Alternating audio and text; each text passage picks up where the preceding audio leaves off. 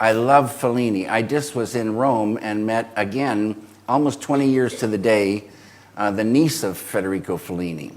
And 20 years ago, I was shooting a commercial in Rome, a Barilla pasta commercial with Gerard Depardieu. And Tonino Della Colli was the DP. And I had met Tonino earlier. That's two stories with Fellini having to do with Tonino. But this is a strange thing, how life is. But I found myself south of Rome the first time because I was going with Isabella Rossellini, and she was in a film called Dark Eyes, I think it was, Mikhalkov. Yeah. And Marcello Mastroianni and Silvana Mangano were in that film.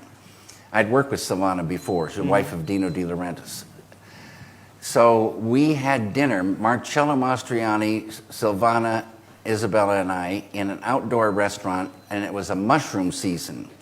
So there was mushroom starters, then another course with a different mushrooms, more courses with mushrooms, and the main course was a mushroom like a steak.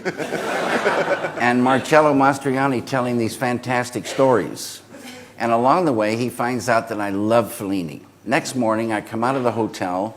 There's Marcello Mastroianni's car and driver with instructions to take me into Cinecittà, and I spend the whole day with Fellini. And it was so beautiful. Then some years went by, and I was shooting this Barilla pasta commercial in Rome. And there's Tonino, who was, Fellini was shooting Intervista when I saw him in Rome, in Cinecittà. Tonino's the DP, and another guy had worked with Fellini, and they said, oh, Fellini's in a hospital in the north of Italy, and they're moving him down to a hospital here in Rome. And he had been having some trouble. So I said, do you think it's possible if I could go say hello to him? And they said, well, let's try. So it turned out that the night we finished shooting the commercial, a Friday night, a beautiful, sunny, beautiful, warm night, got in a car and motored over to this hospital with Fellini's niece. Francesca is her name. And then she said to everybody, only Tonino and David can go in. So the other people had to wait. We went in deep into this hospital. It was very busy in the front, less busy in the middle, and then finally we got to this quiet place, a door, and she went in and came out and said, Fellini will see you. I go in, and there's Fellini sitting between two beds in a wheelchair.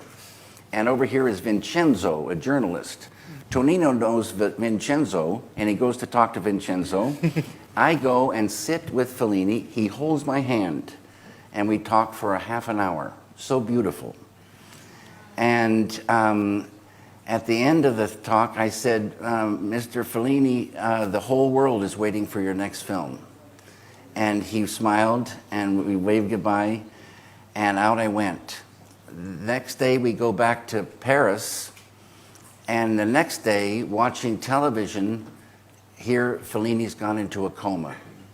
So how lucky was I to have that last visit? Sure.